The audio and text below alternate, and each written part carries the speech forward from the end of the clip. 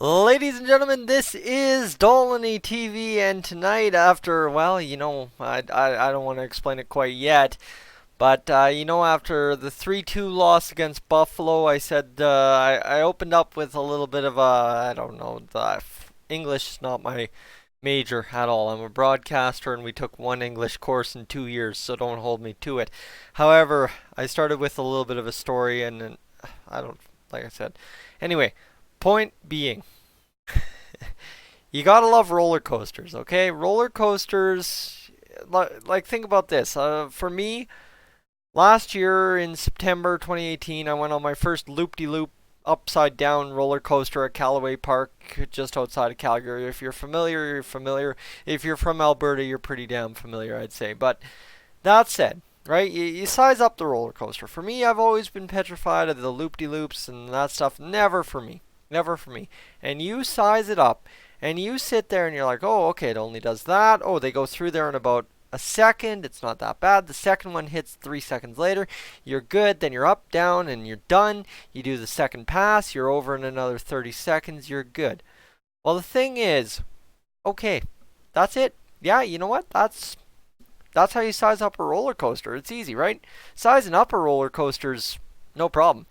Riding a roller coaster, whole nother friggin' issue. And that is exactly what tonight's Oilers game was. Wow. Okay. I've seen some wild hockey games. I've seen some what the heck just happens.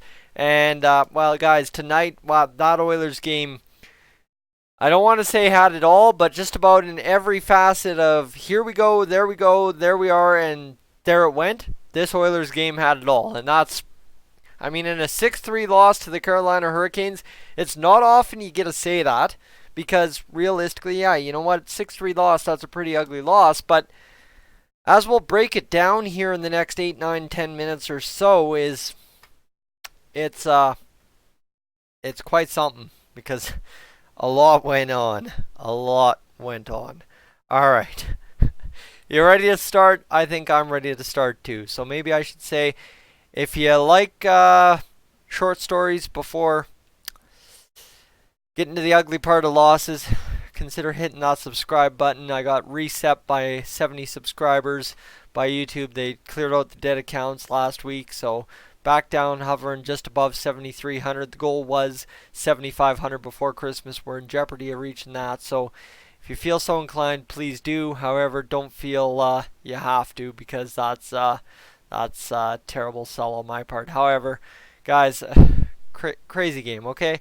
So, we've known for pretty much all the season, especially in that bad loss to San Jose, which almost every single goal but one was a deflection goal. Well, guess what? That's an easy way to beat the Oilers goaltenders. Deflections, deflections, deflections. Now, beautiful set play by the Carolina Hurricanes. I'll give credit where credit is due. Dougie Hamilton, slap pass, Teuvo Teravainen, who just deflects it. Not deflecting it on net, deflecting it right into the spot for a lost Sebastian Aho, who tapped it home. Then you have the Nino Niederreiter power play goal. And guys, again, it was 2-0 very quickly. Then you had a Ryan Dzingel power play goal. Power play struck back-to-back within less than 2 minutes. And the big thing here is, I don't care what happened on the goal, because they're power play goals, right? That's a key. In my statement is, it's the fact that they're a power play goal, because both penalties, the Darnell Nurse elbow, whatever, and you're going to hear me complain about Nurse a lot tonight, so please tune out if you're not willing to listen to that. That penalty by Darnell Nurse, absolutely unnecessary to go throw that elbow. Like, what are you trying to do? Put the guy's head through the glass? Guys, that's been outlawed in the game for about 10, 15 years now, and Darnell Nurse is just throwing it back to 2005 tonight and trying to grease a big change in momentum by killing somebody and then scrapping somebody. But, sorry, nowadays, NHL doesn't play like that. I'd love it if it still did. Problem is, we've grown up as, I guess, a hockey culture, as they like to call it, and actually respect the head to some degree nowadays. Yes, the elbow by Nurse didn't make head contact, but you're kidding me if it's not what Nurse was going for. You don't end up with an elbowing penalty in that situation if that's not what the intended target was, okay? So, Darnell Nurse, brutal play. Then, well, you thought that was brutal. Zach Kassian, man's tied up with another Oiler. Frees up. Zach Kassian, a shady penalty. Yeah, you know what? Zach Kassian kind of comes in there, gives him a bump, and calamity ensues. But just a penalty you don't need to take, guys. Less than 10 seconds on the clock in the first period. Just grind them out. Just tap them, hold them, play it, grind it. Period's done. You're down 2-0. Go get it in the second, okay? That's fine. That's absolutely fine. But that's not what we did. Instead, we take the penalty. Ryan Dzingel scores the power play goal. Ladies and gentlemen, 3-0 after the first period. And subscriber Tim, who's very much so looking forward to this game review, I hope you enjoyed the roller coaster story that I had to start with, is the simple fact that he came in, tweeted me a little bit, and said, like, you'd swear this Oilers team has lost 10 in a row.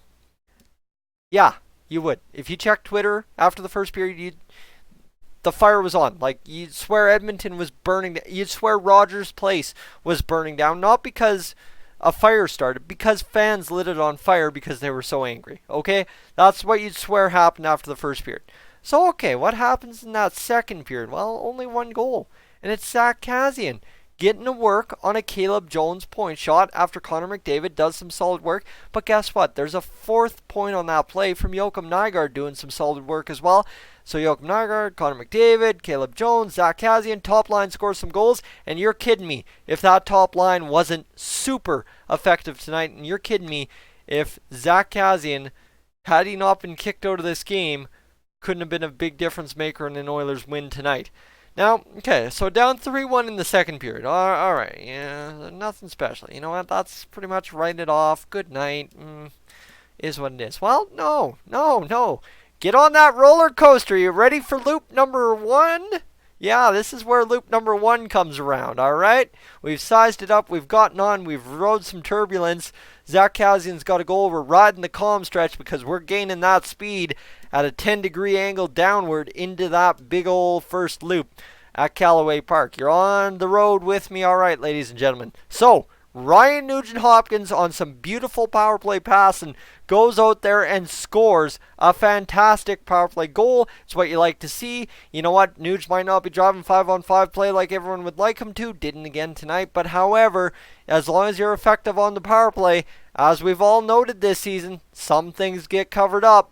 Almost got covered up tonight. Well, yeah, Nuge with the power play goal. Draisaitl, McDavid with the assists. You'll love to see it. Draisaitl with a point. So that means Draisaitl and McDavid both not held pointless. Oilers still lost. Get me the stats there. Nobody's talking about those stats. Now Zach Kassian. Yeah, this guy was a theme tonight. Beauty work. Beauty work in front. Connor McDavid, Joakim Nygard combined get the puck out in front, and Zach Kassian, guys. You know what? Say what you will about Sebastian Aho, right time, right place. Zach Kassian actually working for his goals tonight in front of the net, grinding it out, putting it home. His 11th of the season. So Zach Kassian, guys, you're kidding me if this guy doesn't go out there and get 40 points this season. He's going to absolutely tear up the rest of the NHL season, especially if they keep Joakim Nygard and Connor McDavid on the top line with him, because let me tell you, that line was beautifully effective tonight when they were together. But then all of a sudden, well, you know what? We're out of loop 1. We're tied. Life's good. We're gold. I still can't properly breathe. I sullied so hard on that tying goal. Then, as it used to so often happen last year, the wheels fell off the bus. And honestly, like I'm saying, I'm not blaming Koskinen on any of the first 3 goals. I'm realistically not blaming Koskinen on 5 of 6 goals tonight. Because guess what? Jordan Martinook's puck that he scored to make it 4-3 at 9:27 gone in the third period. What you gonna do? Guy A, Guy B, Jujhar Khaira, Guy C misses the puck as it jumps through the slot from behind the net, and Jordan Martinook, pride of Leduc, puts it home 4-3. All right. You know what? We're good. I'm going to take a break here from the goal scoring because there's been a lot of it. Because then not much happened until Zach Kassian took a 2-minute minor with 11 minutes gone in the third period for roughing James Reimer. You love him. That's what Zach Kassian does. He rough and tumbly and gets in the goalie's gears, greases him a bit, and yeah, that's what we want. Let's go. However, Carolina Hurricanes power play was deadly tonight. Third goal on the power play for the Hurricanes comes via Sebastian Aho. Svechnikov, Teravainen have the assist. Again, guys, this is back to Nurse for a second. Brutal play by Darnell Nurse. He's trying to keep the play contained to the left side of the ice, quarantined, circle, dot, up to the blue line. Problem is, the puck goes to the other side, and he totally forgets, hey, maybe I should gravitate back to the net. That's my job. Gravitate back to the net on the penalty kill when the puck switches sides. Now, yes, it seems simple to blame Bear on this play, but what ended up happening is Bear should slide over to that side, in my view of coaching, and Darnell Nurse needs to slide back towards the net, set up, defend. Well, guess what? Instead, Sebastian Aho's sitting there, just taps it in, scores a goal. Ladies and gentlemen, 5-3, that's the backbreaker on the power play. Zach Kassian gets himself tossed for calling the ref who knows what. We don't even want to repeat those words ever on Dolynny TV again. And Dougie Hamilton then puts the coffin in the nail, right? Puts the game to bed first by Aho. Nail in the coffin by Dougie Hamilton from Jordan Staal, who looked off Mikko Koskinen, shot it, but I'm sorry. If you're a goalie getting looked off by a defenseman at center ice, we've got some issues, okay? We got some major issues, and that's exactly what we had with Mikko Koskinen tonight, allowing 6 goals. Like I said, I'm not blaming him on 5 of 6 goals, but it still don't look any better if I blame him or not that he let in 6 goals. So what are you going to do? Now, anyone who said Mike Smith should go in, I'm good. It happened quick. It happened fast. The wheels come off the bus, and what you going to do? Honestly, what was Mike Smith going to change in the final 10 minutes of the period? Really what? Nothing. One positive: the Oilers shot the puck 36 times tonight. We scored 3 goals. Go figure. Good things happen when you shoot the puck. However, again, another night we should have had a lot more goals. Crossbar, Larson and Nurse with crossbars.